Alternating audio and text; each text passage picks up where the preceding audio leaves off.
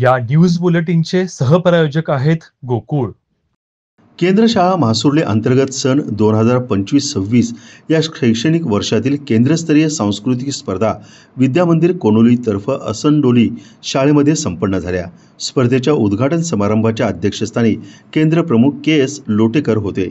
यावेळी शाळा व्यवस्थापन समितीचे अध्यक्ष Dnyandev Patil, sarpanch Pandurang Tinge, Sayaji Patil, Tukaram Patil, Tukaram Kamble, Sunil Shelke, B M. Redekar sir, Shrikant Rahaykar sir, Vilas Patil sir, Sadashiv Patil, Siddhesh Kuple, Anil Patil, Ashwini Jadhav, Anita Kuple, Lakshmi Patil इत्यादी उपस्थित होते.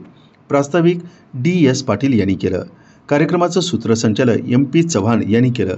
केंद्रातील उपस्थित सर्व शाळांचे मुख्याध्यापक, शिक्षक यांचं स्वागत आनंद पाटील, सदाशिव अस्वले, कुमारी पूजा पाटील, नंदा जाधव यांनी केलं. आभार सुहास पाटील यांनी मानले. स्पर्धेसाठी पंच म्हणून Shrikant Raikar sir, BM. Redekar sir, Rajesh Patil sir, Santosh Gote sir यांनी काम पाहिलं.